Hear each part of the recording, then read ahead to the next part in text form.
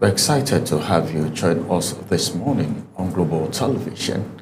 This is Global Morning, and it's a beautiful day. This is Saturday, and it's weekend. I know everyone is relaxed back at home, watching us right away, and it's an exciting thing. My name is Ramsey Enoch Agbo, and of course, I am excited to be on the weekend edition of Global Morning today. I'm being joined by Mukhtar Kasim. Mukhtar, it's good to be with you on Global Morning today. It's really exciting to have you join us on the Global Morning Weekend Edition, Mr. Ramsey. How are you doing today? Yes, I'm fine. So many things happening in the country. Honestly. And one of the things that a lot of people have been talking about is the issue of Donald Trump declaring Nigeria as a redesignated country of particular concern.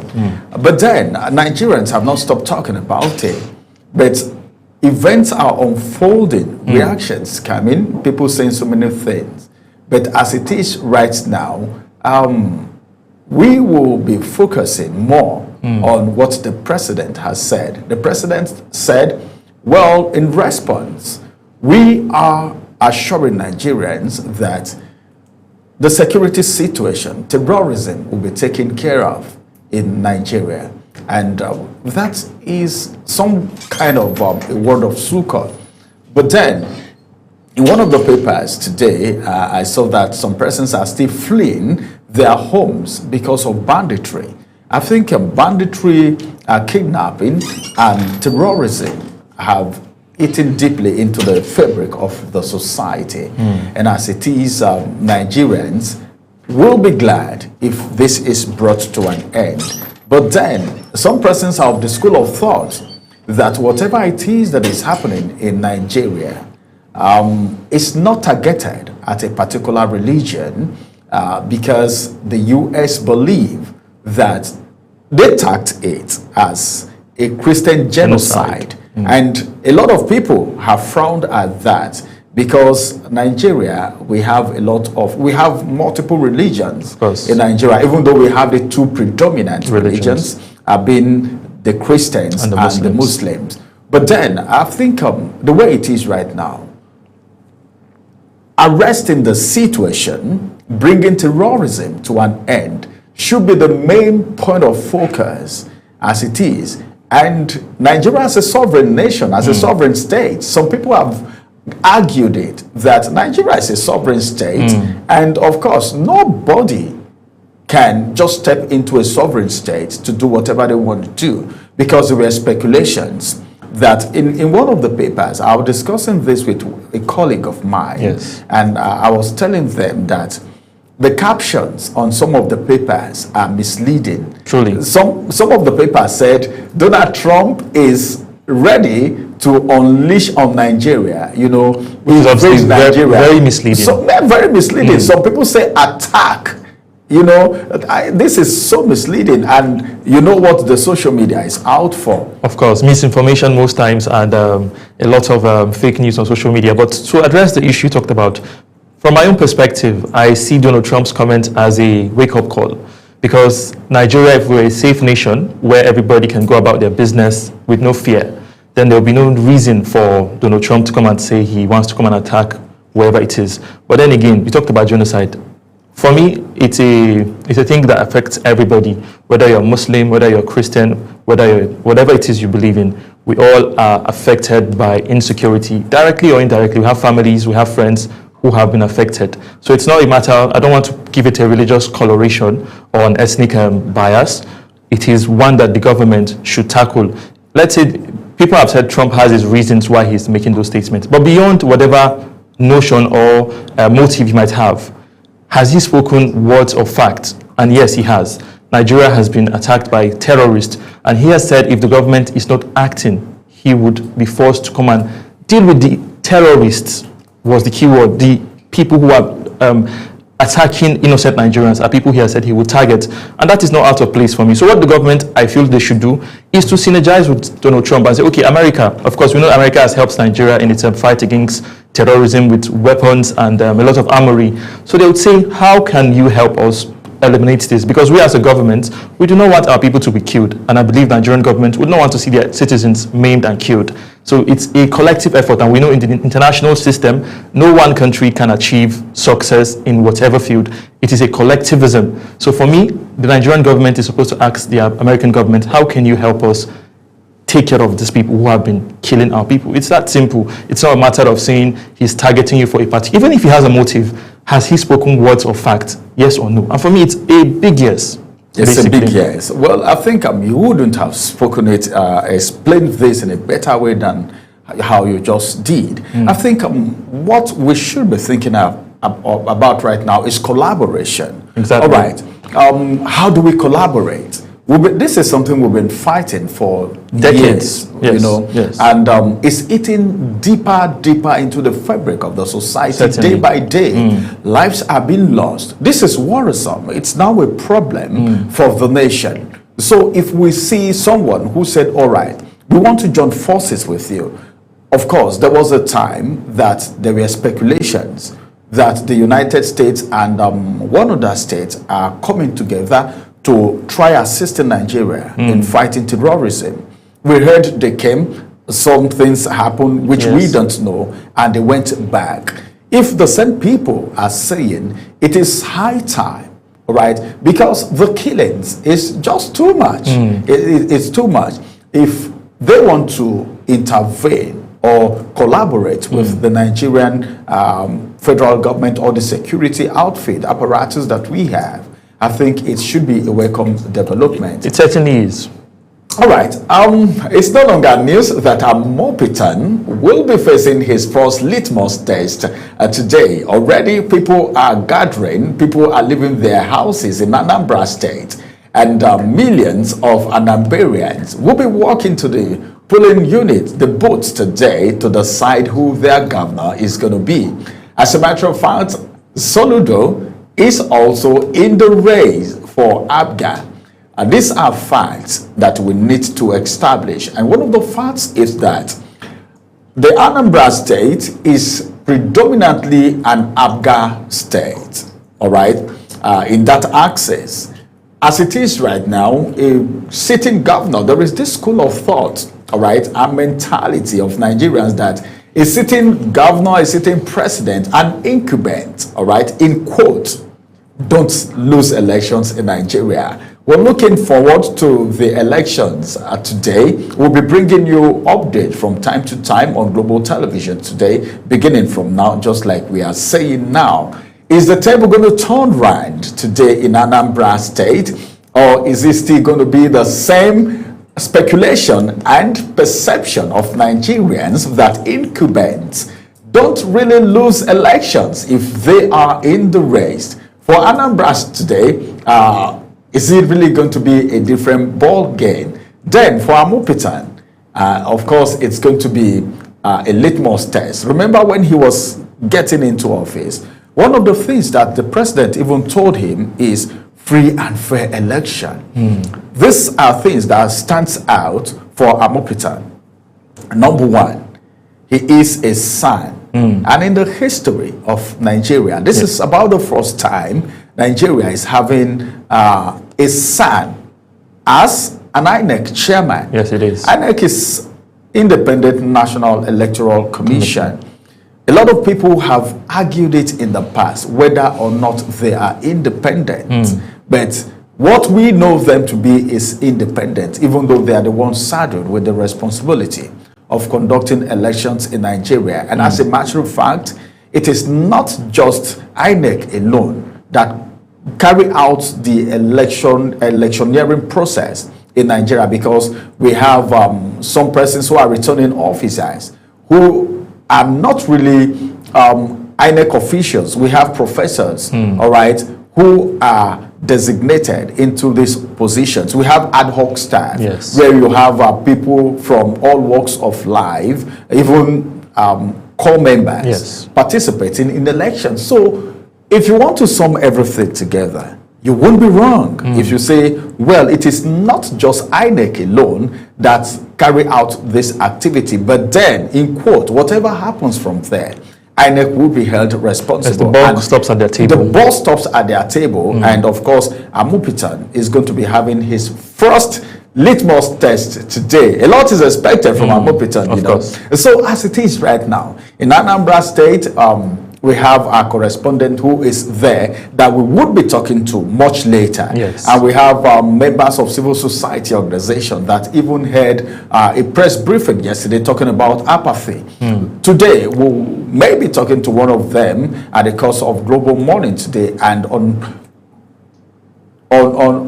global television all through. We will be monitoring the situation and giving you updates to bring you what is going on in Anambra State. So as it is, in this election, are we going to have something different? What do you think? Well, you talked about incumbents not losing elections. That is commonplace, but it's not a rarity to see. We've seen a sitting president lose election. So, of course, anything can happen in elections in Nigeria. The first that we ever had. Exactly. So this is, like you said, a litmus test for the INEC chairman, and a lot of expectations are resting on his shoulders. And I remember a comment he made. He said he wants to conduct elections in Nigeria where the losers would congratulate the winner for the sake of transparency of the process. And that's a word I've held dearly, and I'm also looking forward to that. And that will obviously be from the process. If the process is deemed fair, credible, and transparent, then I believe we will get to a point where the loser can congratulate the winner. And of course, like you said, elections in Nigeria and everywhere is not a one-person affair. It's not only Amupitan that determines the outcome. We as a people also have our own responsibility to play. We have our role.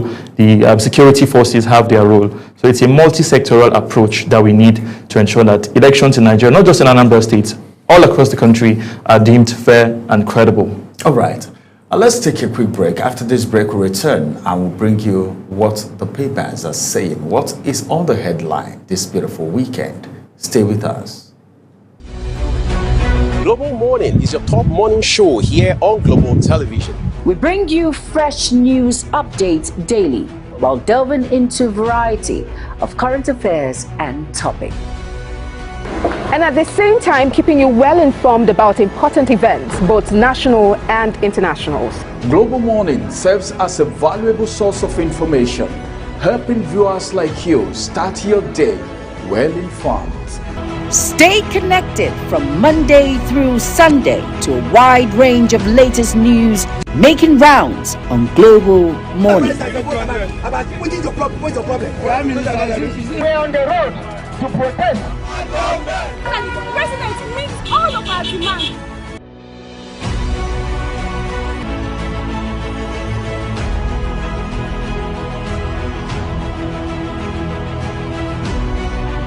This is Global Morning.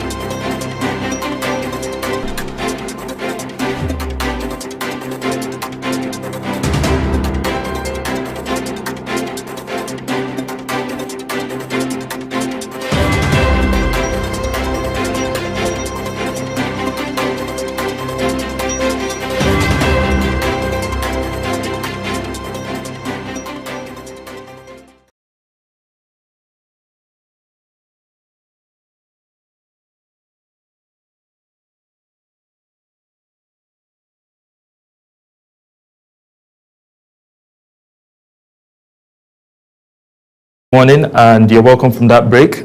It's time for us to go into our newspaper review, where we bring to you the latest stories making the rounds on our dailies. And we're going to begin today's review with the Vanguard newspaper, the Saturday Vanguard. And it has this bold caption that says, Nigerians to Tinubu work with Trump to fight terror. And there's a kicker that says, threat of military action, wake-up call for the federal government. Another writer says, stop the killing in Nigeria. in every part of the country. And another writer says, resettle all IDP to their ancestral homes. And this interesting writer says, Russia is monitoring events in Nigeria. And details of this are on page 9. Mr. Ramsey, what say you to this headline? You mean that of Russia? Of course, that's the most interesting part for me. But then, I think this whole thing is becoming interesting.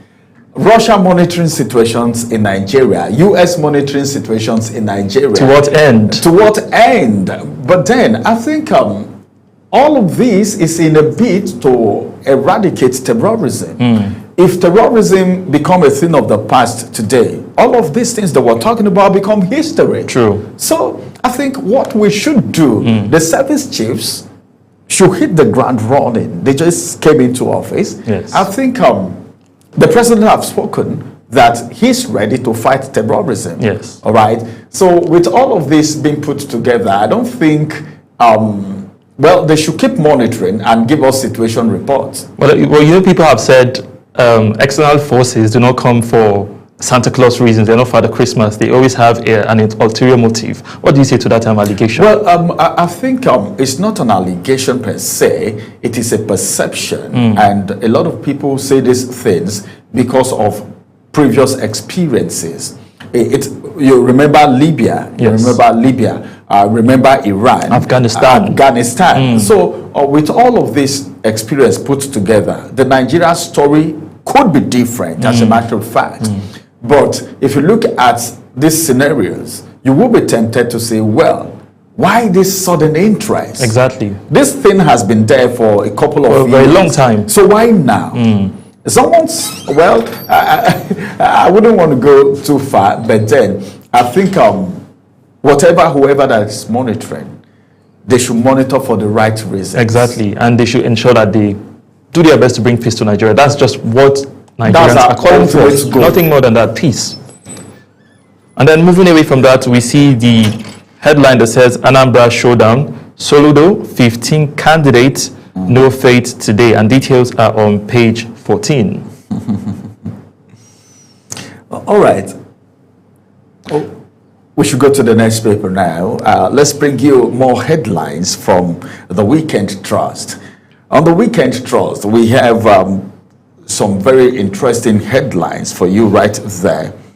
Just directly behind the nameplate, my house is my paradise on earth. Kasim Musabishi is the one saying that. Terrorism, that's the kicker.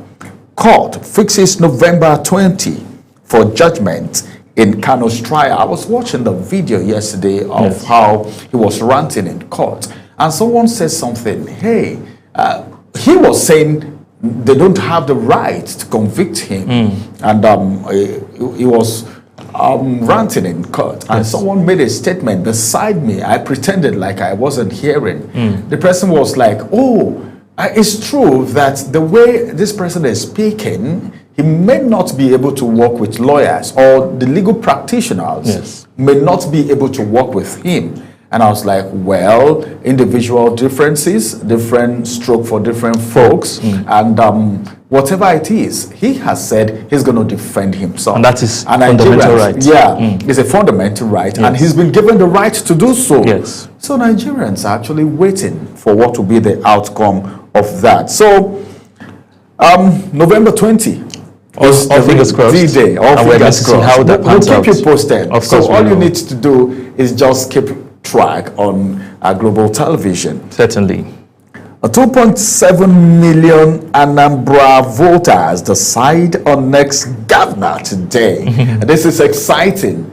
Well, the figure for me, 2.7 million people. Imagine 2.7 million people today coming out to decide, and their decision is being given the utmost priority. Certainly. That's if the election is free and fair, like we've been promised. And I'm so optimistic that we can have a free and fair election in Nigeria. I'm not talking about the fact that we would always have people, oppositions, who would not or may not be satisfied for certain reasons, of course. All right, with election results. We would always have people who want to say one or two things because it didn't go in their favor. Certainly. But then Nigerians are very wise and smart.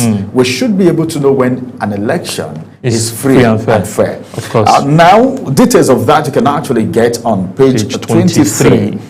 Then the big story here said, where is the money? And we have a graph here showing some details. You can actually pick a copy of the Weekend Trust. You know, the Weekend Trust is always particular on infographics, giving you a breakdown. So if you want to know where the money is, pick up this paper and go to page 4. You can see Naira there, Naira sign. You can know how your money has been spent in Nigeria. And a story that's not so pleasant just below that one says, banditry as the kicker, residents flee Kano village, and that is on page 10. We've seen Kano over the years has been relatively peaceful compared to other states, but we're hearing banditry is getting there, and we hope the security forces would nip it in the bud before it escalates something even much bigger. Yeah, banditry. That's what I was talking about during the introduction. That some persons, despite the fact that US and Russia are now monitoring events in Nigeria as it has to do with terrorism, banditry and kidnapping. These guys are not resting. Chad closed their border because some terrorists would want to flee, you know. But then, for the United States, I don't think there is so much a hiding place for terrorists. There is not, because they really want to collaborate with Nigeria. And if Nigeria accepts, because Nigeria is a sovereign state, it needs to be a thing of agreement between the president, the federal government, and the United States, because they can't just come in isolation. No, they cannot. Of course, that would be a breach of international law. And you know, some people have said the government lacks political will, but this is a test to see if they truly are willing to cooperate to ensure that this situation is salvaged and Nigeria is much more secure than we currently have seen. All right, this is the size of the headlines from the Weekend Trust. Our next point of call will be the Nation's newspaper, as Mukhtar take us through the headlines. Of course, the Nation newspaper leads with this bold headline that says, Nigeria's security not negotiable. That is the president speaking, and he has a rider that says, stand with Nigeria in war against terror, president tells allies. Another one says, we are monitoring development in Nigeria, says Russia. African Union rejects America's narrative.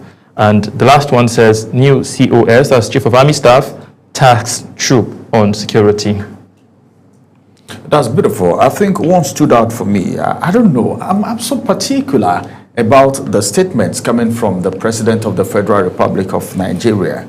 Stand with Nigeria in war against terror. President tells allies.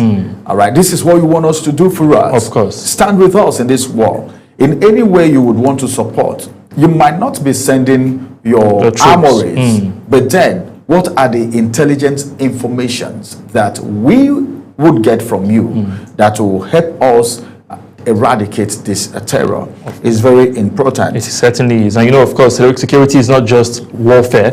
It also has intelligence gathering. That's an integral part. And like the president said, whatever it is that can be done, should be done, basically. That's just it. I think I'm excited with the president because everything he's been saying is that security is not negotiable. Terrorists will not have a place in Nigeria and all of that. And of course, the service chief are already speaking to their troops. Well, that's where the intelligence gathering would actually come in. Because sometimes you have weapons, but you need wisdom to use these weapons in winning wars. Certainly. So I think intelligence gathering is pivotal. Highly important.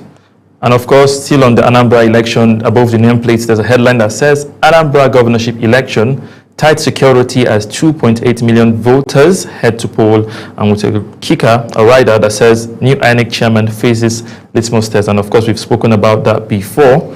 And we see a bit of security story that says, below the nameplate says, Ogun police bust Cameroonian kidnap syndicate posing as visa agents. This is another issue. People like to want to travel and leave the country, but they have no circumspect, and then they fall into these hands. And you can see this is another incident of that. Well, it's a pathetic situation for him to be parading himself as a visa agent. A lot of people are taking advantage of Nigerians who want to jackpot out of the country. Jackpot syndrome. If you know what people are suffering in the hands of visa agents, you will pity them. But everyone wants to leave because of one or two situations, which is peculiar to some of them. But then every Nigerian, if you ask them today, they have various areas where it is pinching them. And of course, it's good that this agent is discovered. And this, I tell you the truth, is one among many that will still need to be discovered. Good one. And a bit of politics. This one says, PDP crisis, Wike Group dissolves Wabara-led board of trustee. And we have got a kicker, or a rider that says, picks ex-Senator Chukwuobi as replacement. Damagun Group continues preparation for Ibadan Convention. That is on page 4. The PDP crisis still lingers, and we are seeing a new dimension to it now, Mr. Ramsey. Well, the confusion is getting deepened by the day, and I keep wondering, is this the same party that will give the All Progressive Congress a run for their money in 2027? Doesn't look like this it. Is a question. ADC have been very silent. Nobody, maybe they are strategizing. El-Rufai said, well, they are trying to build a structure, like he said on a particular media interview that he had in this country. Yes. But then, with what is happening in the People's Democratic Party, Damagun's, he's now having a faction. It's a faction, too. yes. It's a faction. Wike has his faction. Makinde has his faction. So how many factions do we have? And if I may ask, a house divided against itself cannot stand. How on earth could it stand? So I don't know what's happening to PDP. But then, far away from the court injunction concerning the convention, let's keep our fingers crossed and see what will happen. But then, a lot of things comes to the minds of Nigerians.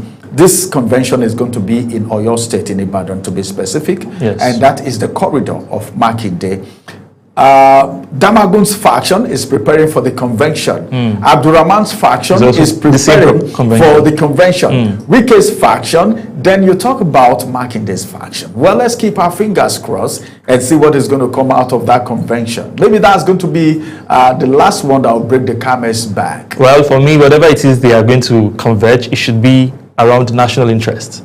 And because Nigeria, we've heard people have alleged that we're going into a one-party system because of a strong opposition, and these factions are not helping. So the PDP needs to get its house in order so Nigeria can have a credible opposition in 2027. Don't be surprised if you still get more defections. Don't be surprised. We've had enough. Don't be surprised that we'll still have more defections. That's not a good one for our democracy. It's not a good one, because that's the one-party system that Nigerians are talking about. Honestly. So PDP needs to act fast. They certainly need to do. And then we'll be moving to the next newspaper of the day, which is the This Day newspaper.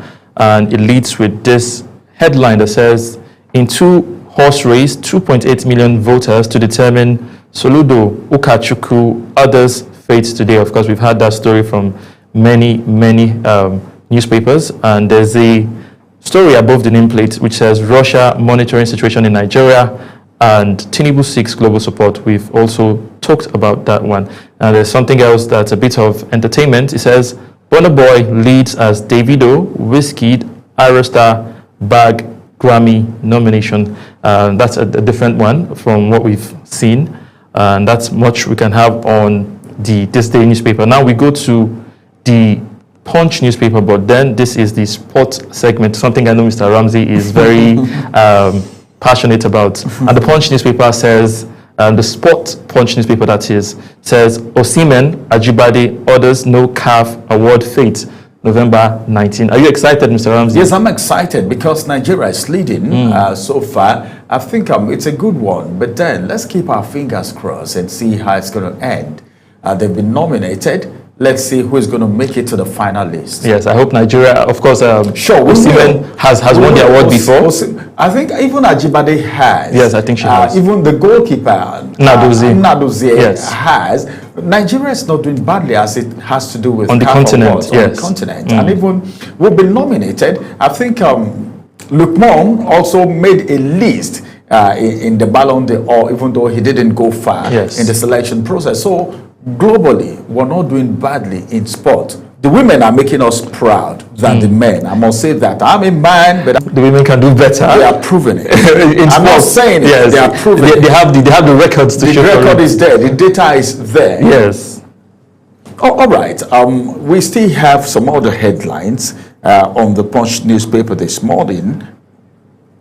And of course, falconets begin Wafubi under 20 quest in Benin. A family corner.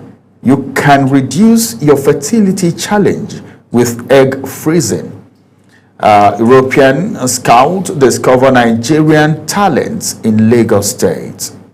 A CAF to replace South African's ref for Nigeria. Gabon clash. There was a protest. So they've listened to that shows that CAF listens. They should, because that protest is genuine. They should. And the reason why they should do that is because Nigeria doesn't want to take a no for an answer. Certainly. It should be a win-win. Imagine how far we've come. Getting into the playoff alone is a Herculean task. It's a very big one. But then, getting into the playoff, then, it will go well. I don't want to sound negative right now. Do not be the prophet of doom. I know, of course, Yes. you've been well for the Super Eagles. Mabale I is hope to see speaking. them. Our stars are speaking. They are speaking, Let's talking keep our tough. fingers crossed Yes, they are and see talking how that is really going to end. And that's the size of the headlines coming from the Sport Punch this morning. Let's move to the next point of call. From the Punch now, we go to the Saturday Punch itself, Yes. as Mukhtar will bring us the details. Of course, the big story, which is awash all newspaper, is also here, and it says Anambra decides Amopiton faces litmus test as 2.8 million vote today, and it has a rider that says IGP deploys 55,000 security personnel, and another rider says 98.8% PVC collected, and that is on page 7. It's like people are really ready for this election because 98.8, that's a huge collection. But you know, the issue is not about collecting PVCs. Would these people that have collected, would they go and exercise their franchise? Some want to have a means of identification. That is the reason why some people actually have a PVC. But let's see what will happen after the election today. I don't want anyone to come out and say the election was not free and fair when you didn't even vote at all. That is the... So come out en masse, and Ambarians, come out en masse, okay, and cast your vote, exercise your Franchise. right. It's your franchise, exercise it. You are a Nigerian, be patriotic for once. So that when you want to say anything to the governor, whoever emerges, You'd say, you I have voted. the boldness. I Talk to them with your participated in full this chest process. because you participated in the process that brought them to office. But then in participating, also do not forget to be peaceful and Yes, of courteous. No fight. Elections are not violence. Just do it as peacefully as you can. Decide who it is you want to govern you for the next 4 years in Anambra State. All right. We have some more headlines from there. Sad tales of lives ruined by false prophet. And of course, because of our time right now, we may not be able to bring you the other newspaper headlines, but you can just pick a copy of these headlines, The Nations, This Day, you know, The Punch, and of course, go through them for yourself. But we also like you to know that these editorials are coming from the newspaper house. Global Television did not in any way contribute to these editorials and these headlines. It is absolutely the property of the various newspaper houses. Now, let's go on a quick break. After this break, we'll bring to you the first conversation on this beautiful Global Morning, the weekend edition. Stay with us. We will be right back.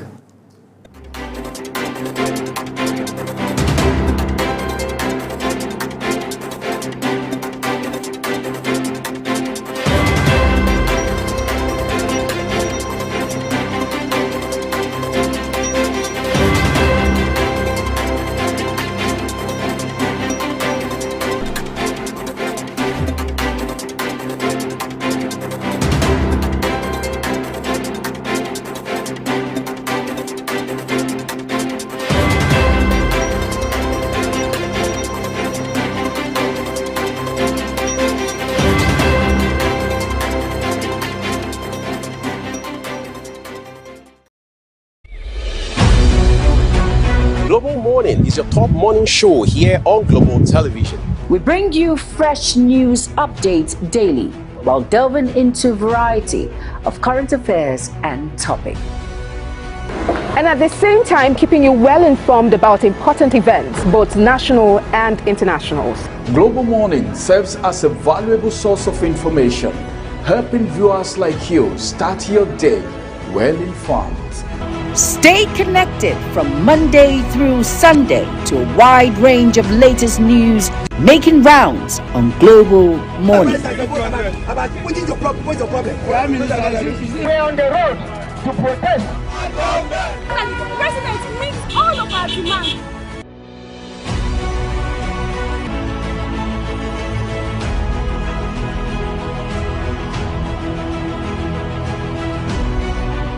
This is Global Morning.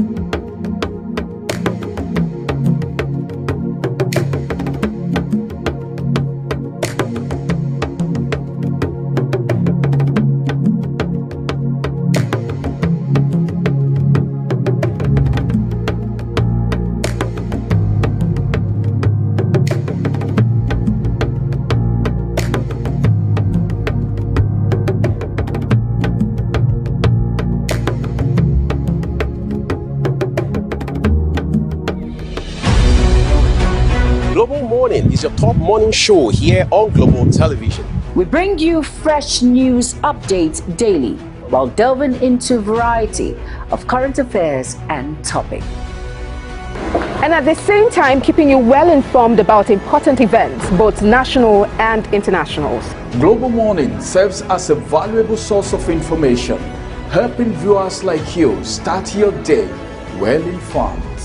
Stay connected from Monday through Sunday to a wide range of latest news making rounds on Global Morning. What is your problem? What's your problem? We're on the road to protest. And the president meets all of our demands.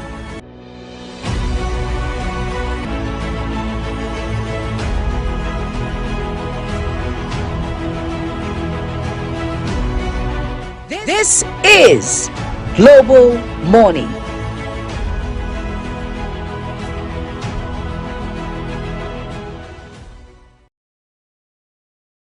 Break, and if you're just tuning in, this is still Global Morning, the weekend edition here on Global Television, and we've been talking a lot of politics, but let's move away from politics and dive into something that is subtle but then very powerful, and that is your personal brand. You see, that's the silent story that people read about you even before you speak.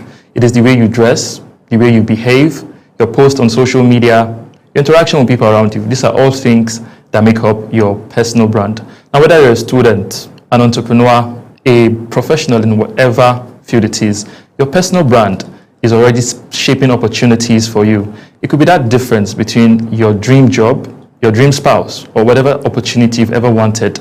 The way you brand yourself is going to be the game changer for you. And to help us unpack this particular topic, I'm joined by a brand strategist, an impactful storyteller, a creative business leader making waves across Africa and even beyond. She is the Chief Executive Officer of AIDOS Creations, Pamela Williams. Thank you so much for joining us, Pamela Williams. Thank you for having me. It's a pleasure. Thank you. So let's dive straight into the conversation. We've heard people talk about personal branding and what's not, but many people do not really have the true grasp of what it means. So I'd like for you, in simple terms, to explain to us what personal branding truly means. Thank you. So personal branding is simply how people perceive you, how people perceive the value that you give, right? It's all about amplifying who you truly are and not trying to be somebody else. It's the perception that people have of you when you're not in the room, right? That's what personal branding is. What people think about you, how you present your value to the world. That's what personal branding is. Interesting. And there's this notion that people have that personal branding is only for CEOs like yourself, for business owners, for politicians, and as individuals, they feel they have no need to brand themselves. How correct is that perception? No, that is absolutely incorrect, because as a human being, as a person, you're already a brand, right? So how you're able to intentionally and strategically position yourself is what makes a difference, right? There are people that are super great at what they do, but nobody knows about them because they've not been able to intentionally and consistently brand themselves, position themselves to avail or bring opportunities for themselves. So yes. Interesting. So how branding, we know, is beyond theory. It's also practical. How does it play out in everyday life, whether it's at work, on social media, in school? How do we personally do it on a physical level beyond the rhetorics? I mean, it's you basically living life. I would like to say that branding or personal branding really stems from your authenticity. How authentic you are is what matters, because who I am here is who I should be outside here, right? And where a lot of people flop or miss it is when they try to be somebody else.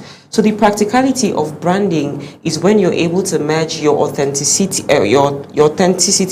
your clarity, being consistent, and then being credible. That's what gives you, or that's what equates to personal branding. And when you want to apply it to the practicality of you being a brand, it's by you being authentic, right? You being authentic, you saying A and actually doing A, not being A online and then offline you're something else. Interesting. So yes. You're one that has worked with many brands in Nigeria, outside Nigeria, and we've seen some brands start up, but they don't achieve success, and this is due to some mistakes. So I'd like for you to tell us some of the mistakes that people make when branding themselves. Great question. I like how you said some brands start up. So I think you're talking from a company perspective also. A lot of organizations fail to understand that when you talk about branding, the people, right, within your organization are also part of that story.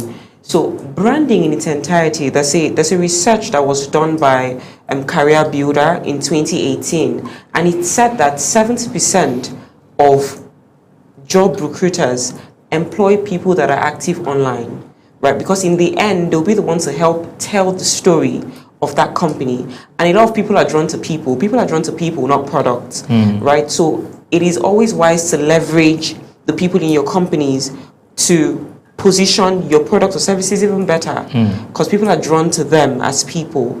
There was also research done via LinkedIn in 2023 that said 80% of the people that buy from you are first drawn to your customers, drawn to your employees, the people that work with the company, the CEO of the company, the founder of the company, because they want to get to know you, then in turn know the brand that you work with. That's how it works. Interesting. So you talked about storytelling, and I know you're one who is big on storytelling. So how impactful is storytelling in terms of branding? Oh, facts tell, but stories will always sell, right? So stories are very paramount when you're branding, because people want to connect emotionally with you.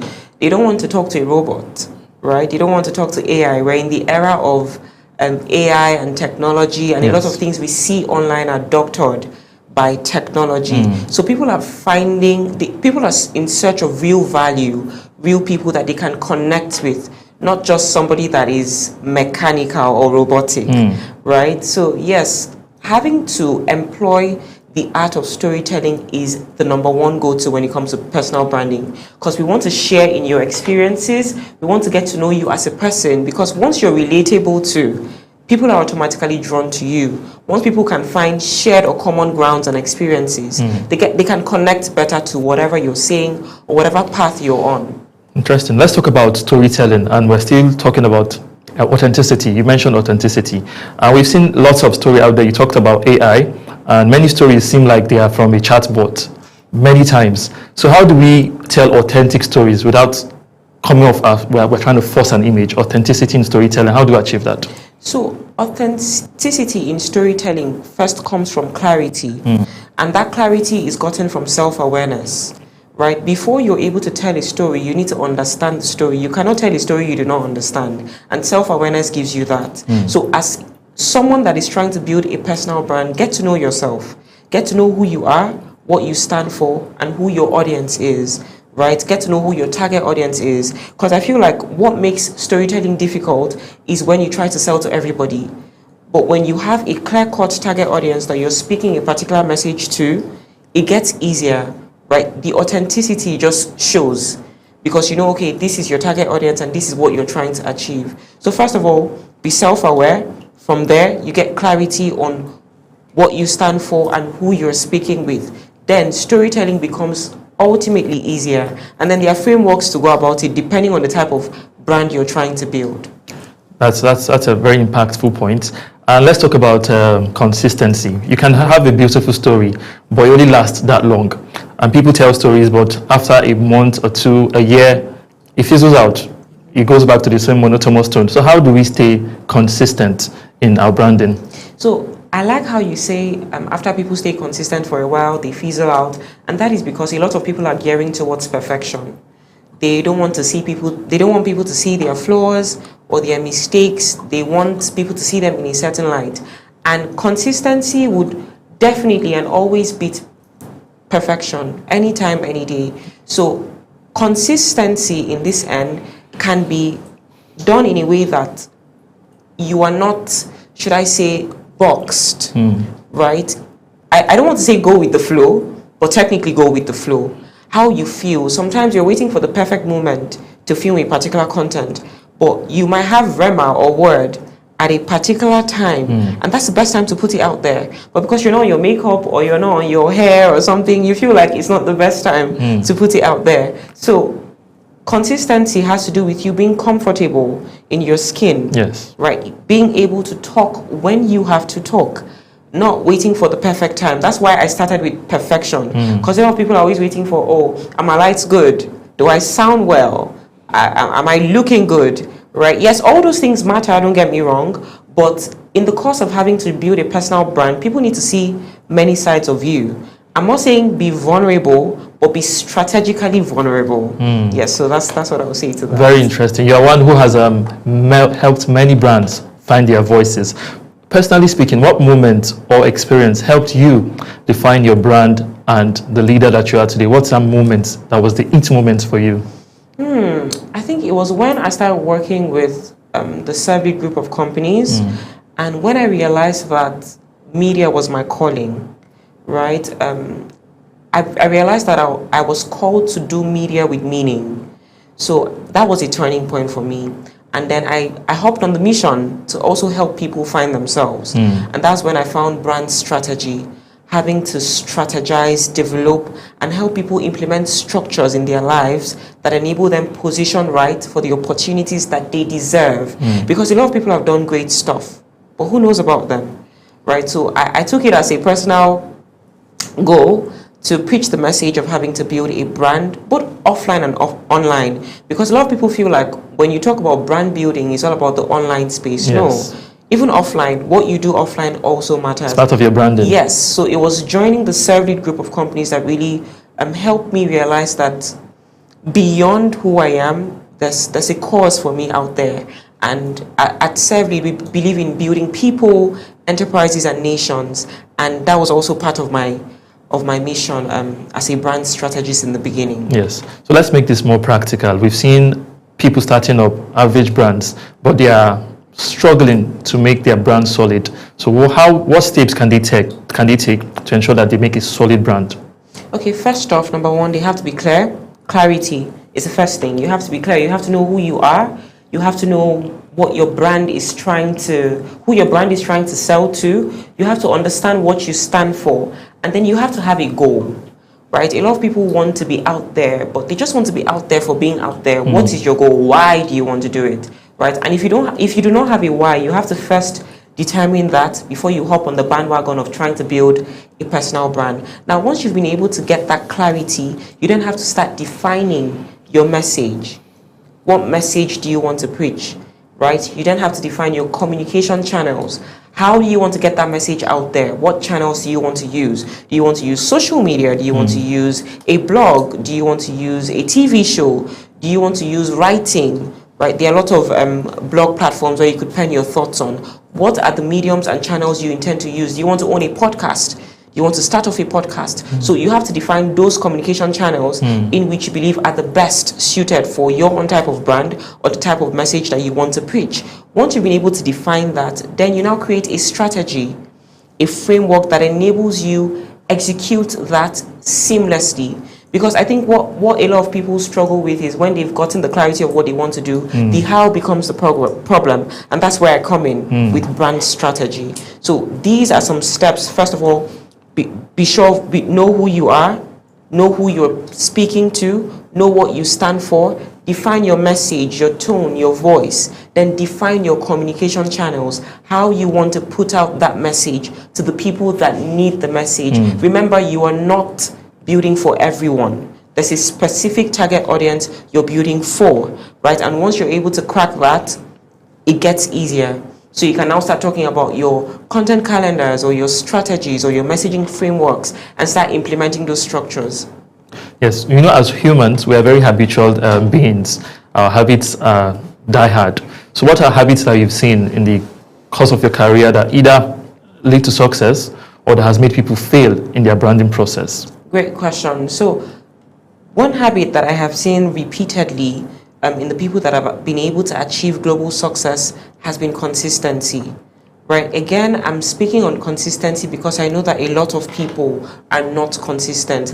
They want to, but they're not consistent, right? So consistency is the number one habit you need to build. Once you're able to build a habit of consistency, or permit me to say a ritual of consistency, you're already setting the path for yourself.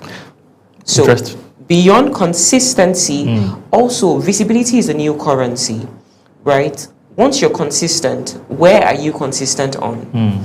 Right, because people want to be able to run to your Instagram page and say, oh, I remember that this person said this at this particular time, and then they take some notes and then they use it for their personal lives, right? I mean, we can see that social media now there's been a widespread of thought leaders. Everybody has something to say. They do. Right, but it's the value of what they're giving and how consistent they are that makes the difference. So consistency is my number one. You've heard it, consistency. Now, for young people, you are also a young leader yourself, and many people are starting up. How can a strong brand open up doors of opportunities for them? Because they feel, like I said earlier, they didn't feel it's a need to brand. For a young person starting up, how big of a deal is branding, and what kind of opportunities are out there if they properly brand themselves? If you properly brand yourself, the world will be your oyster. Right? You literally be climbing from one stair to another, because opportunities are not chased, they're attracted, right? And my mentor was even talking about that to me yesterday. You don't go to find the opportunities, they come to you. You attract them by the value you're able to give. And that's what personal branding does for you, right? So there's the place of having to do work on yourself.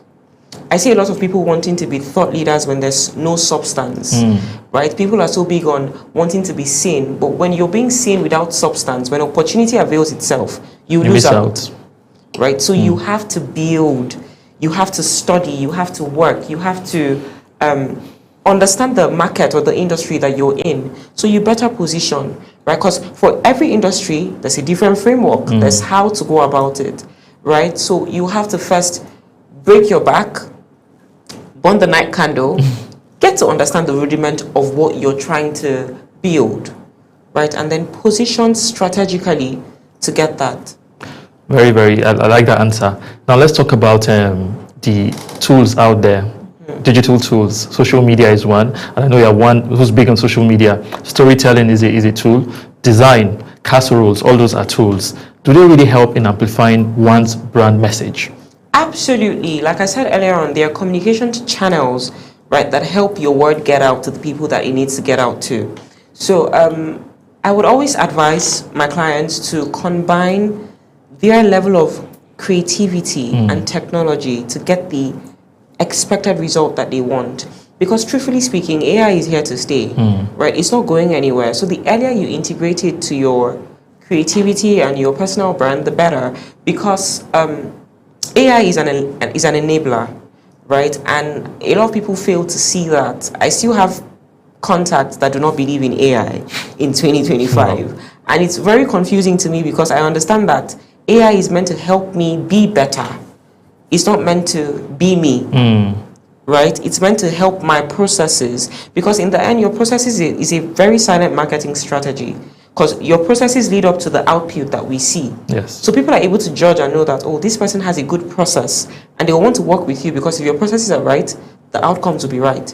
So when you leverage technology, you combine technology with your own level of expertise and creativity, it helps you set the difference, right? And when you talk about AI tools, you have the ChatGPTs, you have the Perplexities, you have the Claudes and the likes. Leverage them to get your word out there.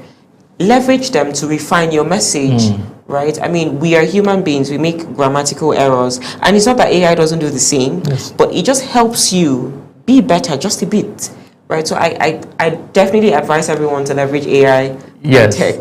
You talk about AI, it's a tool that has been a veritable tool, but we've had concerns around authenticity. So how do you advise people to use AI wisely, and so that they don't lose their, because people, like I've said earlier, you see a chart, a particular curated post, and it's stinking all AI, and that doesn't really do well. AI is good, but how do they converge, AI and authenticity? How do you manage those?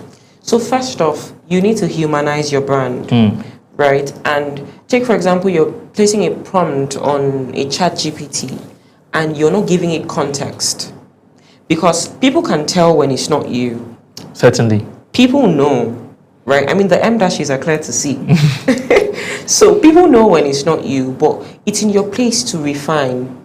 It's in your place to humanize. That is why Giggle, garbage in, garbage out, is whatever you give to AI, that's what it's going to give to you. So how you're able to place your prompts and write in-depthly determines the outcome you're going to get.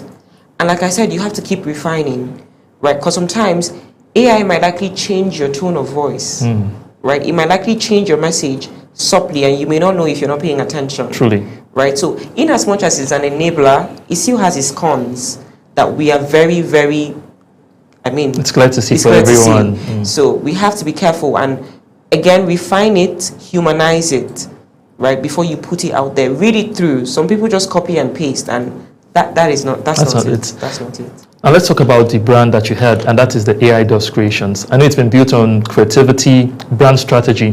What is your personal brand philosophy? My personal brand philosophy would be, your personal brand is your legacy in real time. It is what you're building for the world to see on the go, right? And I believe, like I said, opportunities attract, they are not chased. So when you position right, when you're consistent, when you've built a level of credibility, when you have been visible, right, a lot of things will come your way. I also like to say, embarrassment is the price of entry. And I got that quote from Stephen Bartlett. And if you watch his journey over the years, you would see that it was cringe, but he just kept on at it. And in the process of doing, he got better.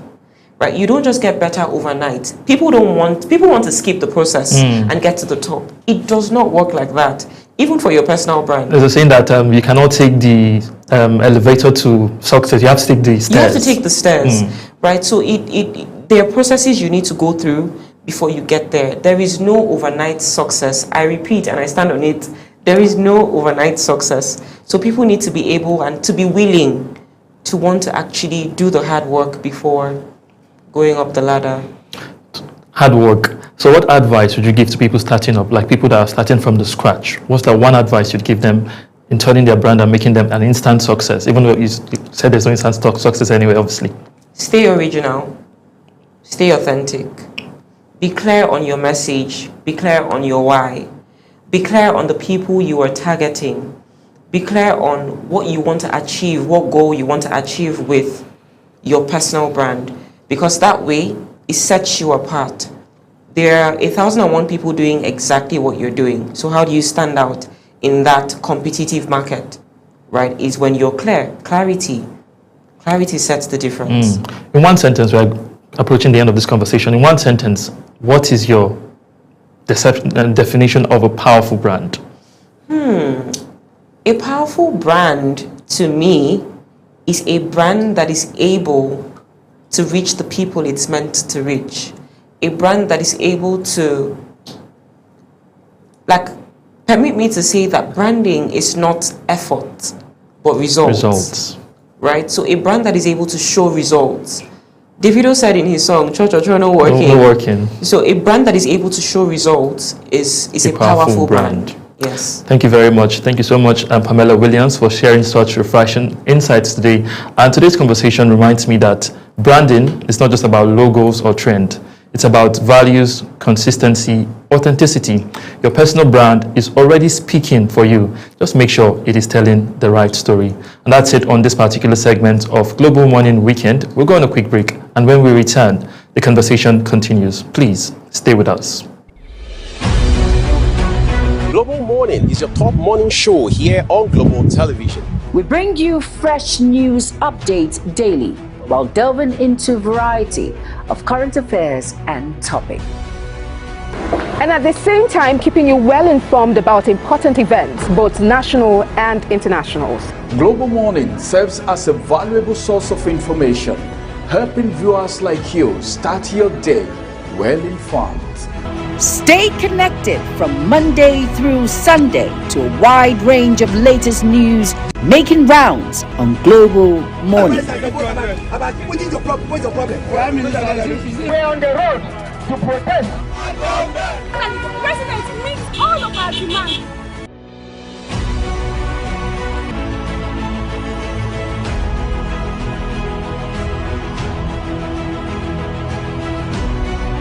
This is Global Morning.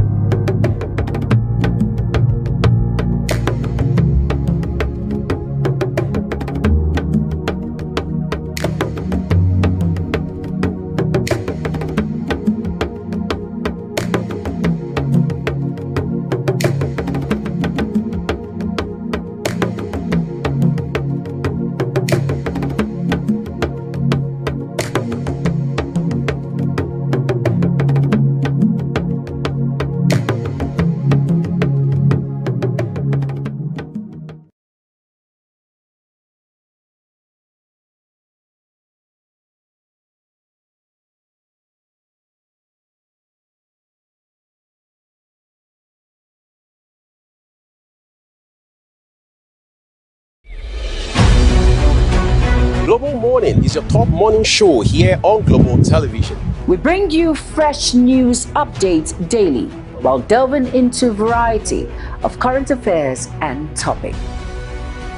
And at the same time, keeping you well informed about important events, both national and internationals. Global Morning serves as a valuable source of information, helping viewers like you start your day well informed. Stay connected from Monday through Sunday to a wide range of latest news making rounds on Global Morning. What is your problem? What's your problem? We're on the road to protest. And the president meets all of our demands.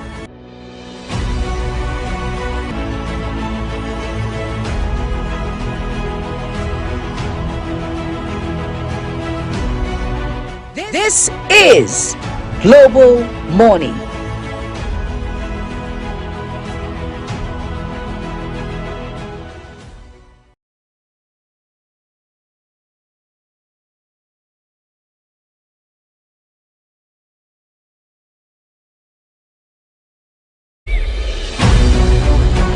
Global Morning is your top morning show here on Global Television. We bring you fresh news updates daily while delving into a variety of current affairs and topics. And at the same time, keeping you well informed about important events, both national and internationals. Global Morning serves as a valuable source of information, helping viewers like you start your day well informed. Stay connected from Monday through Sunday to a wide range of latest news making rounds on Global Morning. What is your problem? What's your problem? We're on the road to protest. And the president meets all of our demands.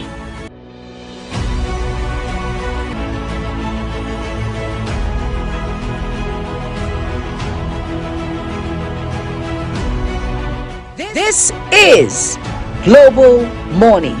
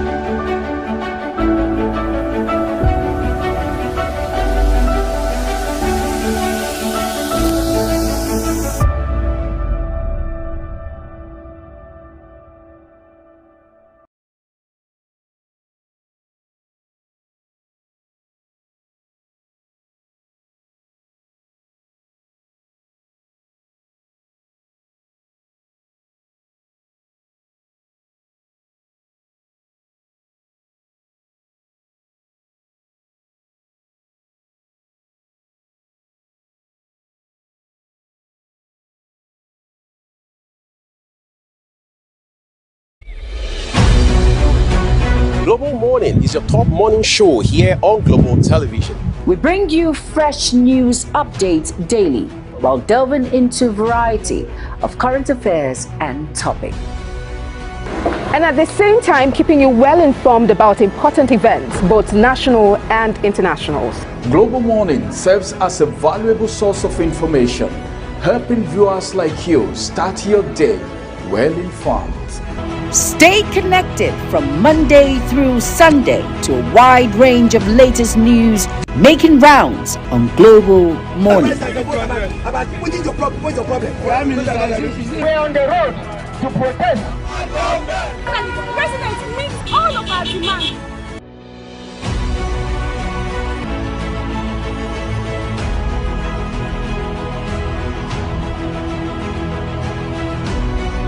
This is Global Morning.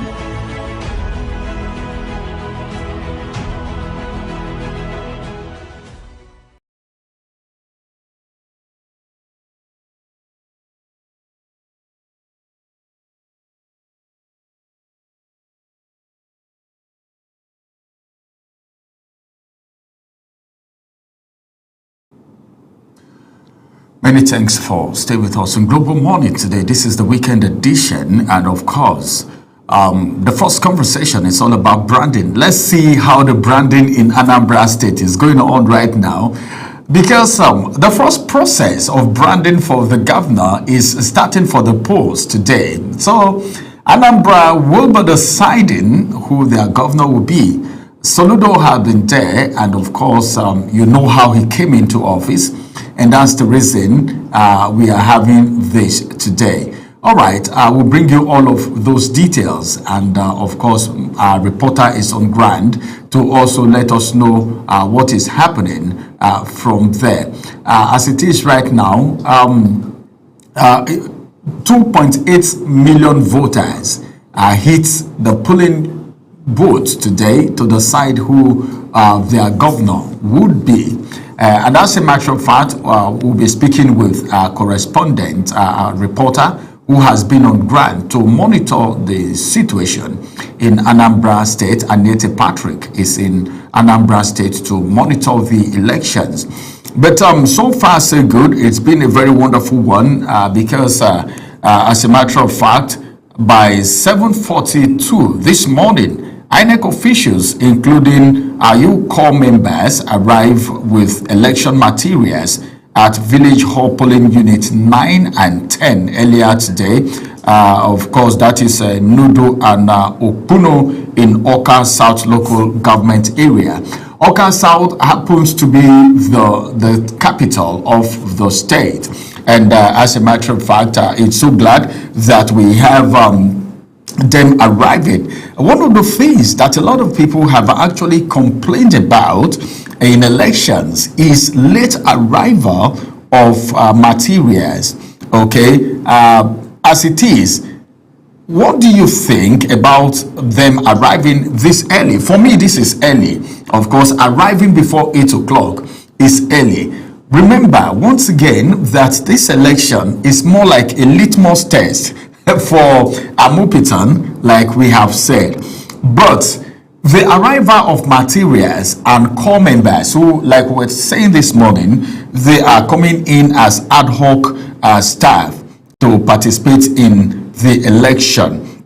It was a very beautiful one, because if the materials arrive on time, it will now enable the election to start on time. There won't be anything like where we had a delay, we couldn't count, we did this and all of that. I think that's a good one starting from. This is for units 9-10, that is Nodu Okuno in Oka South local government. How is it in other local governments? But if the arrival is this prompt in all other local governments, then I think it will be a good one. So as it is right now, we will be trying our best to ensure that we will be connecting with Anete Patrick. These are the people contesting. An incumbent is also contesting in the election in Anambra State today. Some people say Anambra State is predominantly an APGA state. But we have APC, we have PDP, we have other parties, Labour Party and other parties still contesting. So right now, as it is, let's quickly get connected to Anete Patrick to hear what she will have to say to us this morning, because she's on ground to monitor the situation in Anambra State. As it is, this election like I said, is going to be more like a litmus test for Mupitan. And of course, he has promised, this is the first time, remember, I'll keep saying this, that someone in this caliber will be the INEC chairman. He is a son, of course. And we are getting connected to Anete Patrick all the way from Anambra State right now. Yes. Good morning, Anete. Morning, Ramsey. How are you doing? Yes, I'm fine. How has it been in Anambra State? How are you doing? Anambra is going well, thank God. Everyone is going really nice. All right. The election is going very well. Process is fine. Okay, so what's the situation report right now? Do we have security presence? What is the response? How is the turnout? Okay, the turnout is quite impressive. I'm actually at Oka South Odongwa polling units where we have minimal crowd. The voters have shown their zeal to want to elect the next governor and have the best. We have, so it's Odlagba polling unit 011. That's where we are right now. That's where I'm standing right now, and we have voters come out.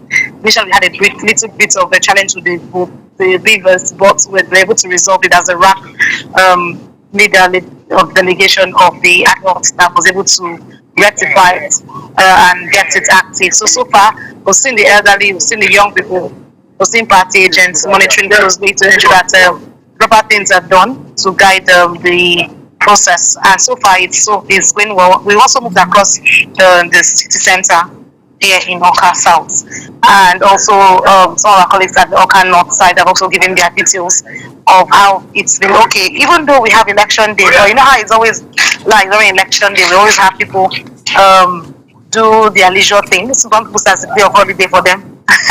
Which is one of the reasons the Observer Group, the yesterday, 2.8 million voters.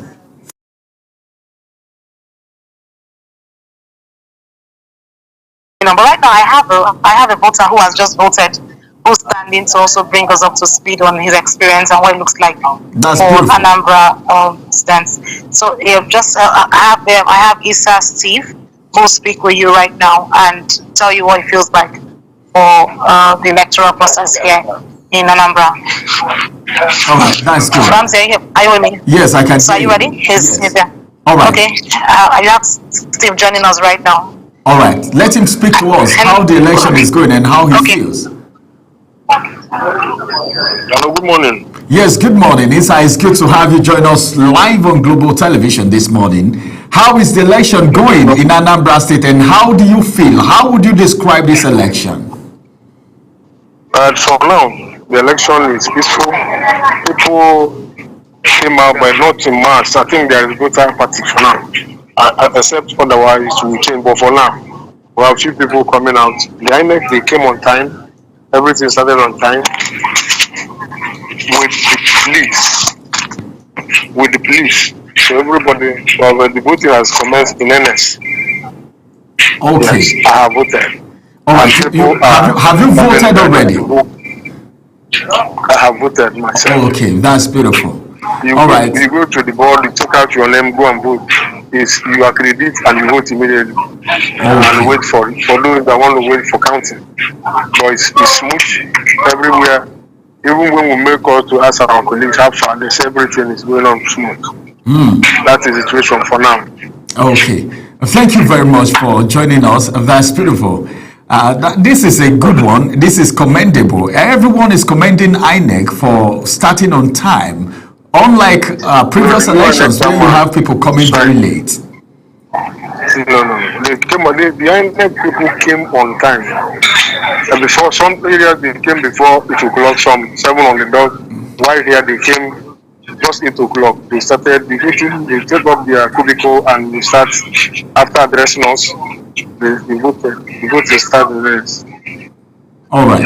That's right. Thank you very much for giving us updates. That is the voice of a voter from Anambra State who has spoken. I think this is a good commendation for INEC, of course, because arriving early is good. All right, Anete, are you there? I'm still here, Ramsey. So far, that's what it looks like. Go ahead. The security situation is actually very okay. We have very peaceful coordination. The town has been peaceful. We've had the wing as well, also check meetings so that everything is fine. Although where I am right now, there's no physical presence of the security officer, but the residents are coordinated enough to see that everybody is well organized. There's no tension. So I've gone round. I'm also going back to the initial place I had gone, but they had nothing happening. But I had spoken to the INEC officials, and they said they were on their way at that point when I came out in the morning. But so far, it's quite easy going. Everybody's actually calm, and the town is still calm. But now, hopefully, let's see before the voting ends by 2, if we have more hands. Where I am right now is just very few people. And other places where I sent the earlier videos and clips showed you the activity across other joints, other PUs, where it shows proper coordination of things. All right. Thank you very much, Anete. We'll connect to you again for more situation report. Please stay safe, okay? Stay safe, right? Sure. Always. All right. Thanks so much, Anete. Thank you. All right. Then. You're welcome.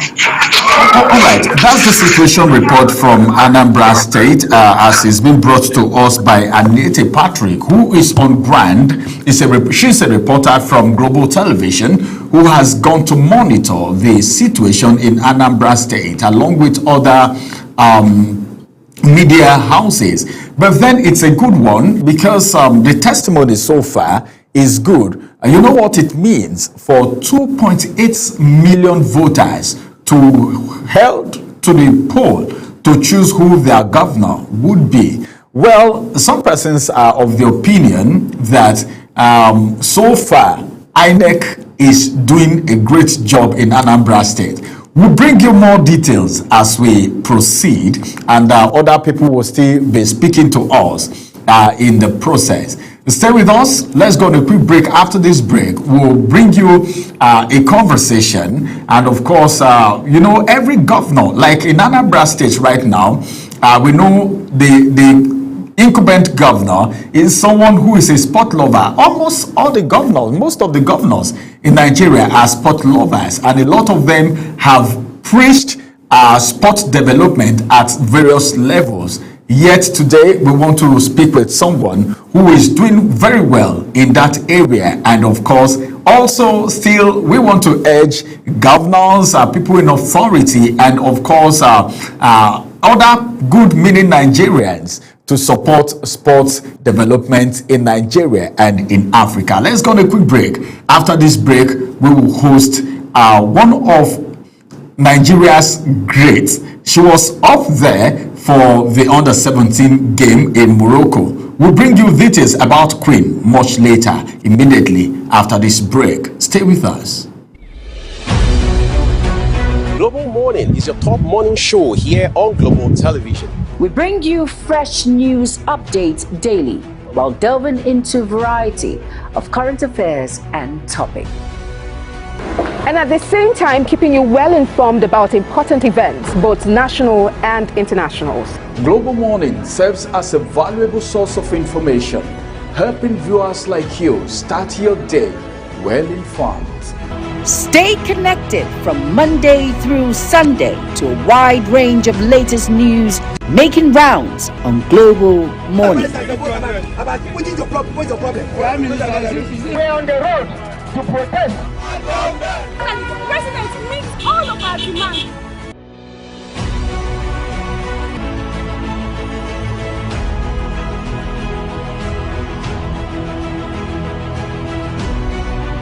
This is Global Morning.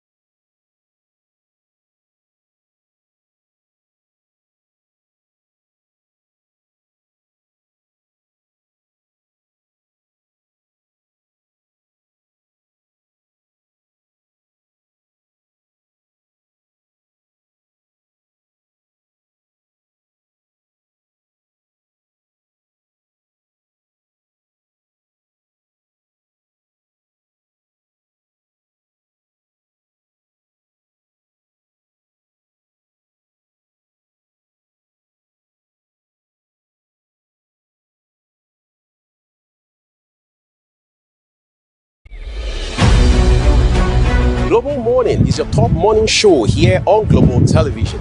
We bring you fresh news updates daily while delving into a variety of current affairs and topics. And at the same time, keeping you well informed about important events, both national and international. Global Morning serves as a valuable source of information, helping viewers like you start your day well informed. Stay connected from Monday through Sunday to a wide range of latest news making rounds on Global Morning. What is your problem? What's your problem? We're on the road to protest. The president meets all of our demands.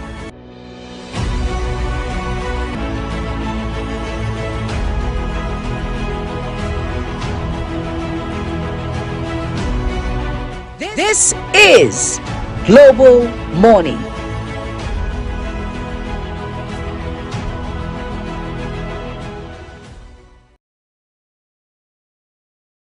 We are delighted to still have you right there this beautiful morning. Now we want to look at something very important, and that is sports development in Nigeria and in Africa. How are our athletes in Nigeria, how are they being rewarded? What's the encouragement?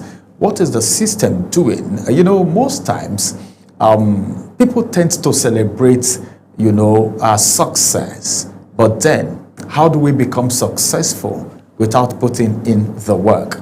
This is a big question, and someone is actually saying something to the federal, state, and local government and very good meaning Nigerians today on what to do, all right, so that athletes can be encouraged to do more. We've had situations where we see athletes participate or maybe participate in games for Nigeria, and at the end of the day, they are not well taken care of.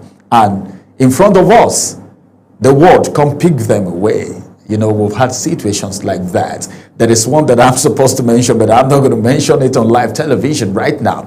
But beautifully, ex-NFF, that is the former NFF president, talking about Sani Lulu, has urged the government to reward athletes beyond winning. All right. The former president of the Nigerian Football Federation, talking about NFF, Alhaji Sani Lulu Abdullahi, has actually called on the government to motivate athletes who excel in their tournaments. You know, they go out, play, some go out to play for the World Cup, just like we are going to be speaking to someone today who participated in the Under-17 Women World Cup in Morocco. Even if they do not emerge as winners, they need encouragement, as a matter of fact. And that's what Lulu is emphasizing. And of course, we all know who Lulu is.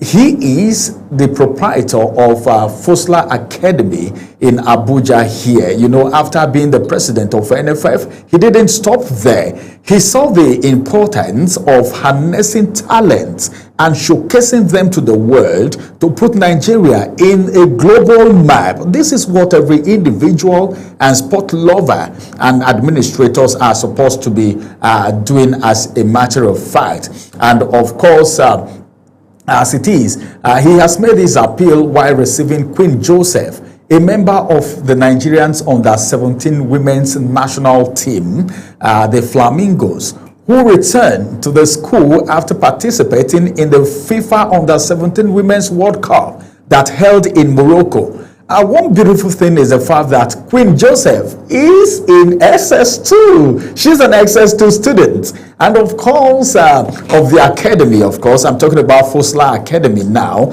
And beautifully, she has distinguished herself at the tournament as Nigeria's highest goal scorer. I want you to underline that, Nigeria's highest goal scorer. That is why I talked about putting Nigeria on the global map in the first place. But how many people are putting in their resources to develop sport at the grassroots, encourage people like Queen Joseph, who have decided to go out there and make meaningful impact? How many goals did she net? 3 beautiful goals, outstanding goals, of course. And of course, Lulu actually noted that recognizing and rewarding athletes who perform well would at least inspire them to strive for greater achievements in future competitions. They would want to go, they would want to participate, there won't be excuses, and it will also motivate others who have talent. Lulu also explained that Fosla Academy decided to honor Queen Joseph for her dedication, of course, patriotism, and of course hard work, which actually took her there. He also added that the institution remains committed to producing quality players, for Nigeria's various national team. We have in the studio right here Queen Joseph of the Fosla Academy, who is, she will tell you her jersey number, of course. She was the highest goal scorer in the World Cup that was just played, that of the under 17, she is in the national team for Nigeria, and she was the highest goal scorer. It's good to have you this morning, Queen. So how are you doing today? As it is, how do you feel? You know, first of all, playing for the national team, because a lot of people really want to be there, but they are not there. How do you feel, and how did you even get there in the first place?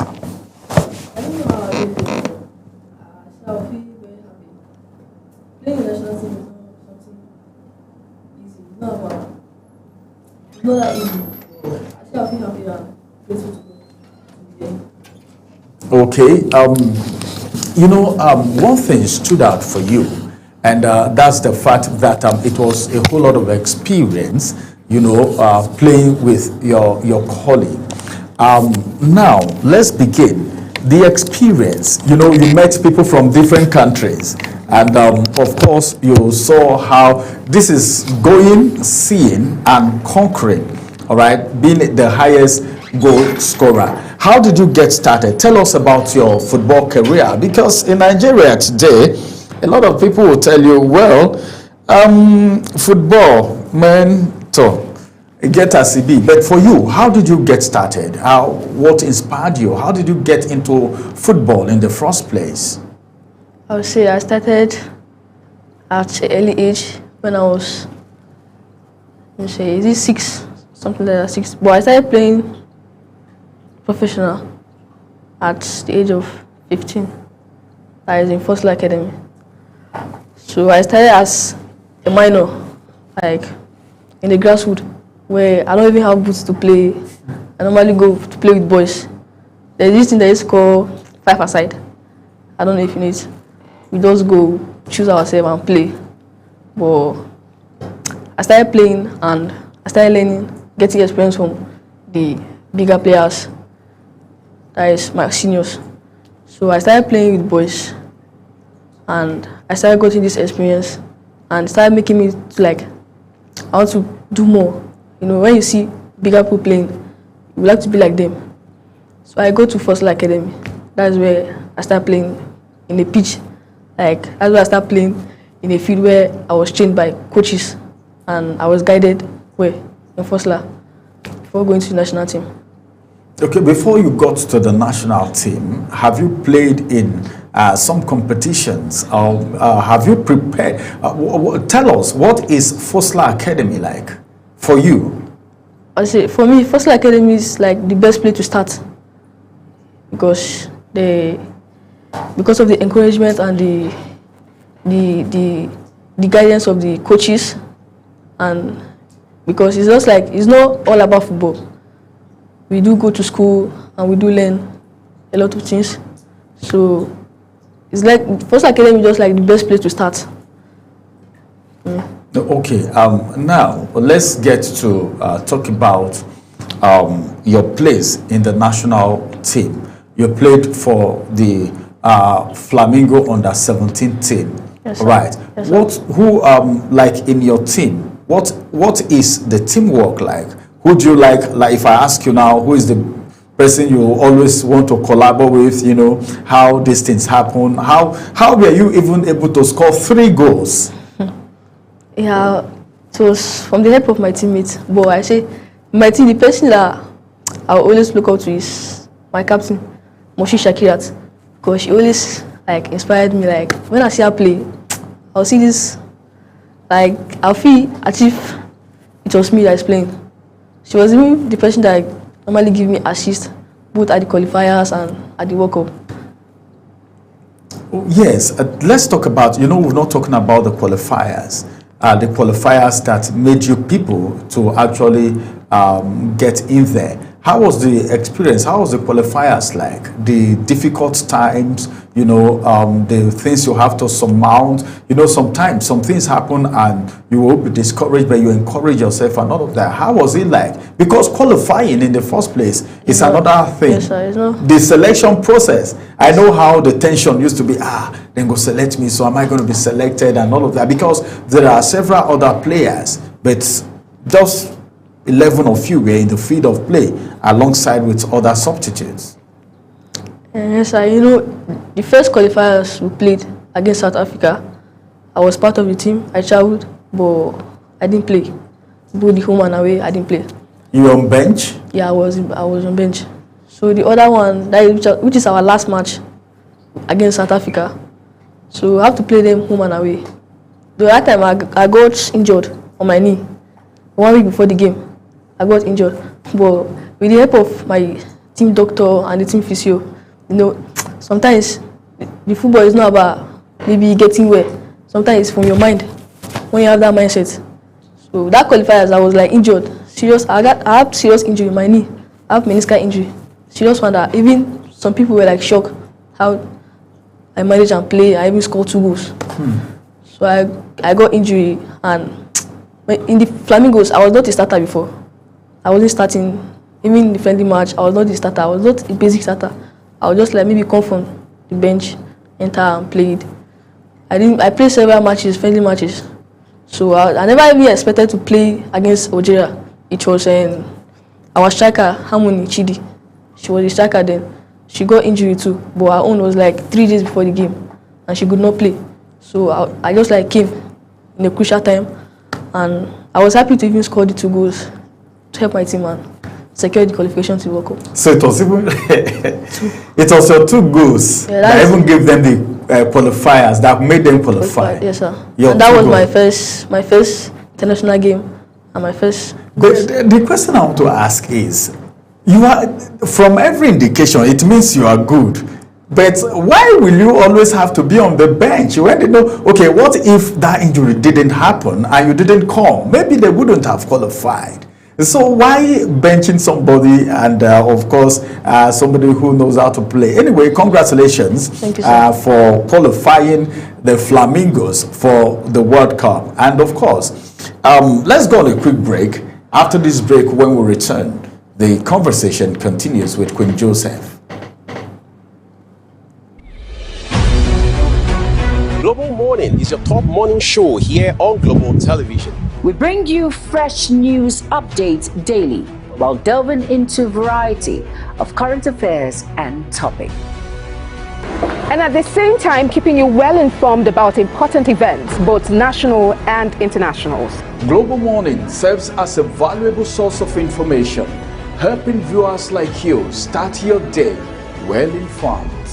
Stay connected from Monday through Sunday to a wide range of latest news making rounds on Global Morning. What is your problem? We're on the road to protest. The president meets all of our demands.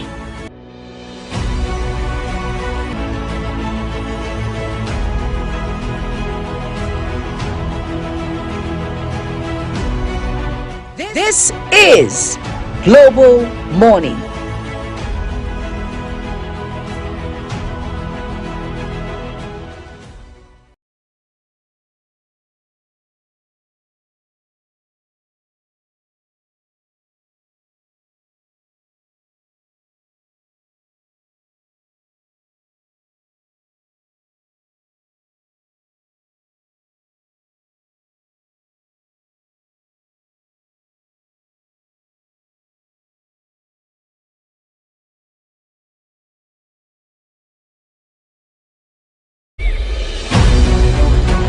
Global Morning is your top morning show here on Global Television. We bring you fresh news updates daily while delving into a variety of current affairs and topics.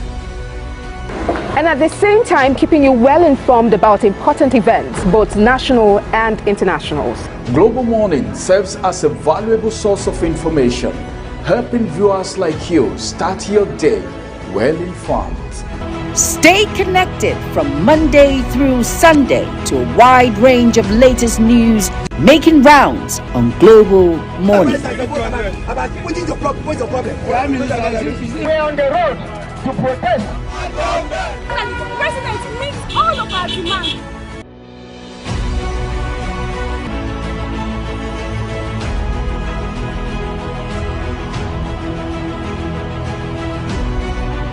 This is Global Morning.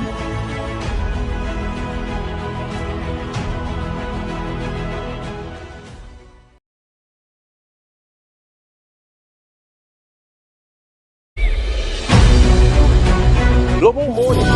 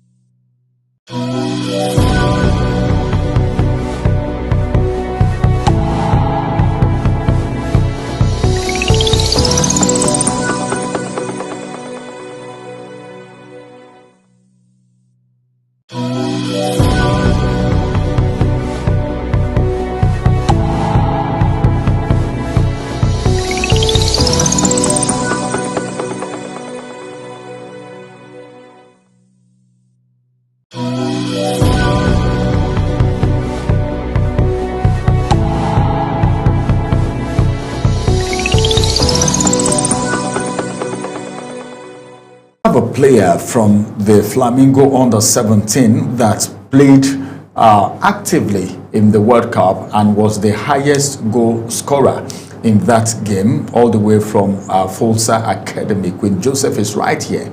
Now, Queen, let's talk about the reception. You know, one of the things that encourage others is when they see one of them excelling.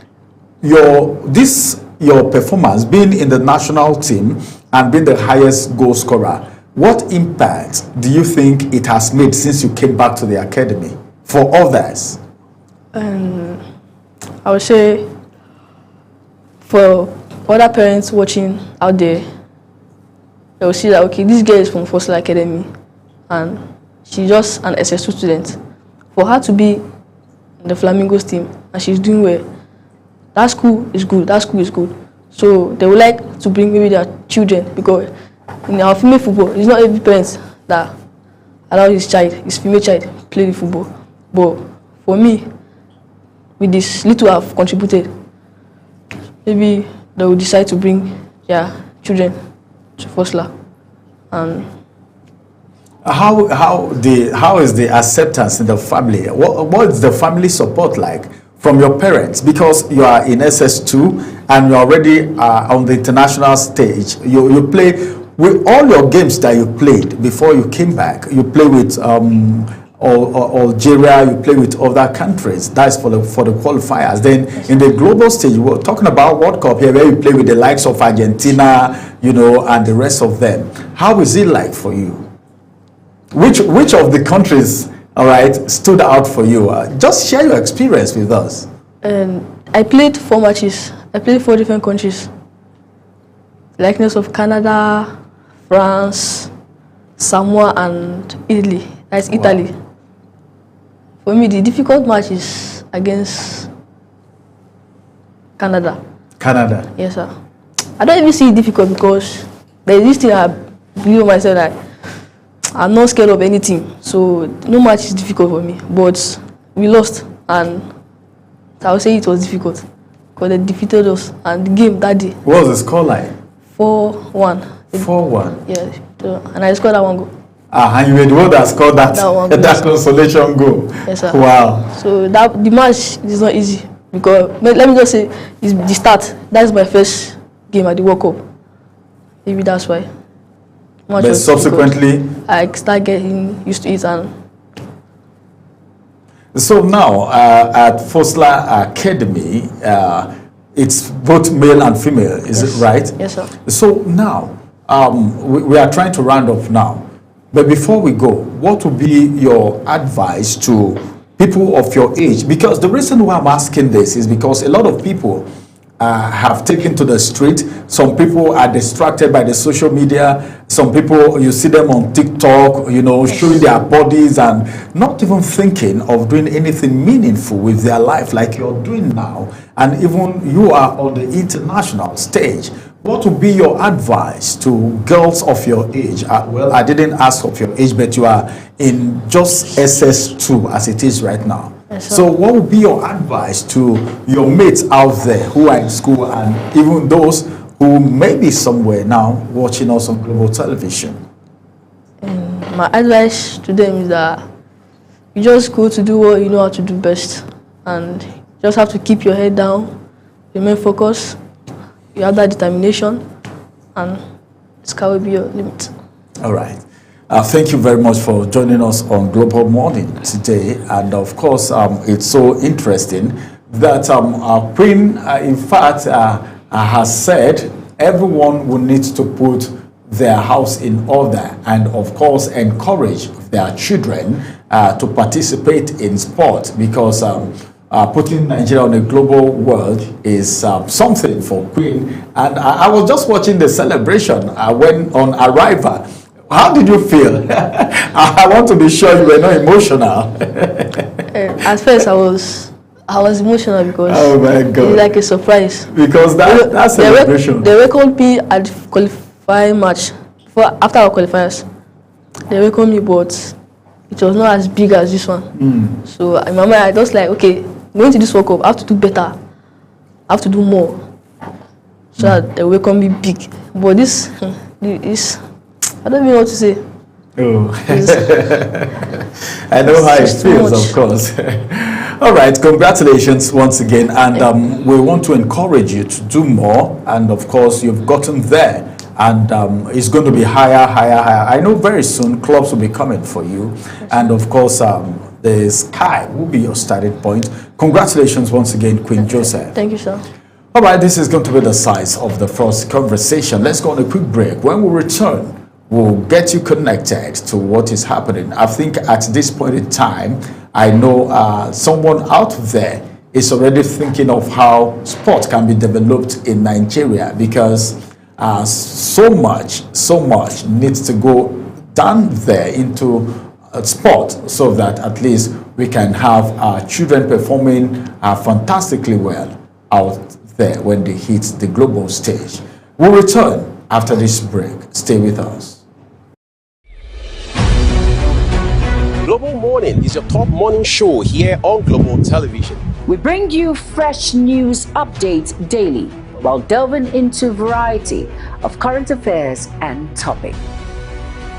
And at the same time, keeping you well informed about important events, both national and internationals. Global Morning serves as a valuable source of information, helping viewers like you start your day well informed. Stay connected from Monday through Sunday to a wide range of latest news making rounds on Global Morning. What is your problem? What's your problem? We're on the road to protest. And the president meets all of our demands.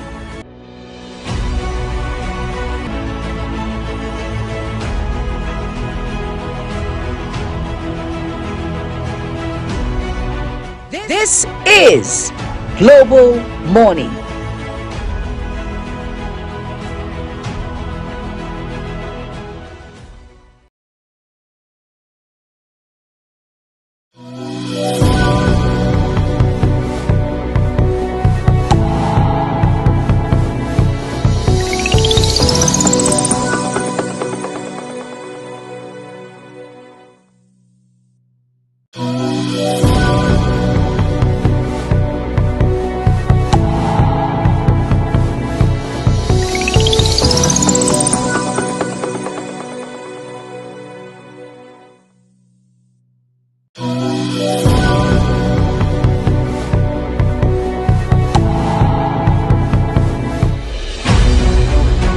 Global Morning is your top morning show here on Global Television. We bring you fresh news updates daily while delving into a variety of current affairs and topics. And at the same time, keeping you well informed about important events, both national and internationals. Global Morning serves as a valuable source of information, helping viewers like you start your day well informed. Stay connected from Monday through Sunday to a wide range of latest news making rounds on Global Morning. What is your problem? What's your problem? We're on the road to protest. And the president meets all of our demands.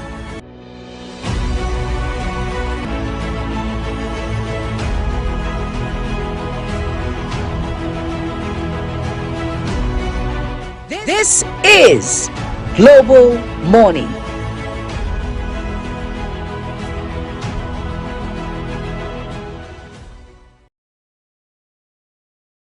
Well, it's good to have you back from that conversation. Well, before we end, let's get to know what is happening in Anambra State, where one of the observers is standing by to talk to us right now. He's a civil society organization member, and he is one of the observers in Anambra State. They even had a press briefing as at yesterday.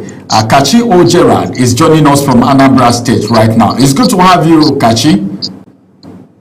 Thank you for having me. Good morning. Good morning. So what's the situation like in Anambra State this morning? Yes, I'm currently in Oka South, precisely at Unity Junction, Annie's polling unit presently. And so far in Oka, it's very peace, calm, and everything is moving on smoothly. But then we have observed what we raised alarm yesterday. That is voter party. People are not turning up. You know, a state that has over 2.8 million registered voters, and you come to polling units, the presiding officers, they are just sitting down. It's either they are pressing phone, or maybe from time to time you see one or two persons come around. So it goes to show that people are not much interested in the election. People are connected with governments. You know, it appears like your own to your death, oh Israel. So what do you think must be responsible for that? What is responsible for that, in your own opinion? I said it yesterday when we are giving update. Part of the things that are responsible for this is because of years of misgovernance, and then people in this region feeling marginalized, you know, so they are losing interest with anything that has to do with governance. So it will require a lot of sensitization work, a lot of talking to at least push away those mindsets and begin to encourage people to come out to exercise their franchise. So you go around, you see people just minding their business. Even some small markets with this Oka actually open. Those that are selling food stuff, you ask them, when I was coming out in the morning, I asked them why they open. Why? They say, oh, one woman said that in an attempt to collect her PVC, they requested money. So she was going from one place to another. Because they were requesting money before they would give her the PVC. She now abandoned it. You know, another said that he lost his wallet and lost PVC. Another said that why is he going to cast his vote? Whether they vote or they didn't vote, they already know the winner. You know, that kind of not taking responsible, taking up this civic responsibility is something that we need to find a way to push. And then extorting and exploiting every situation, like the market woman that was alleging that INEC officials were demanding money before she would be given PVC. So it's one of those things that have affected turnout to this election. And here, I pray we shouldn't have up less than 10% of what we experienced in 2021. And of course, there were reports in other areas like Obunike. Some of our field officials there are complaining of violence, you know, between party agents. You know, but then we have not been able to connect with them. As at last time they spoke to me, they were running, but I've tried reaching them. They have not returned back. Probably, if there's any further information in that direction, I'll also reach out to you. All right. Thank you very much, Kachi. He is one of the observers that was sent to Anambra State to monitor the Anambra election. It's a governorship of cycle election where 2.8 million voters will have to march to the polling unit today to decide who the governor is. Thank you. We'll connect to you much more in our other programs to get more details from you on the situation in Anambra State. Thank you very much. Ramsey. Yes. You know when we talked about this election yesterday, I told you that yesterday that the reports they gave us as at Wednesday was that they have over 60% of people collecting their vote. 60% of voters have collected their PVC. But as of yesterday evening, we are hearing that it's above 90%. So yes. I had expected that with this reports of collection of over 90%, we should see more thorough. But then it's still early. Hopefully before the end of today, before 2 p.m., more people will come out. We expect so. Thank you for joining us, Kashi. Thank you for having me. All right. Now, Mukhtar, as it is right now, with what he has said, one that caught my attention is the woman that said INEC was demanding money for her to get her PVC. Allegedly. Allegedly. What do you think of that? That's not a good one because her vote is her right, and the Constitution guarantees her that, and she's not supposed to pay to exercise her franchise. So it's not a good one, and I hope the concerned bodies would open up an investigation and bring the officers, if they are guilty, to book. It's not a good one for our democracy. We don't want incidents like that happening at all. I think that I feel this is an assignment for Amopitan. Certainly. This has to be investigated, not just in Anambra State, but in all every other parts of the country. Beyond investigations, we need to see people being brought to book. Yes, because it will send a clear message. I can see how bitter you are about this because it's not a pleasant experience. It's not a good practice. For your own franchise, you are asked to pay. That's not a good one, honestly. We heard when people were registering that some persons were even asking for money also. You know, well, that's it. This is going to be the size of the conversation this morning, and we're bringing Global Morning to a close. My name is Ramsey Enoch. And I am Mukhtar Kasim. Bye for now.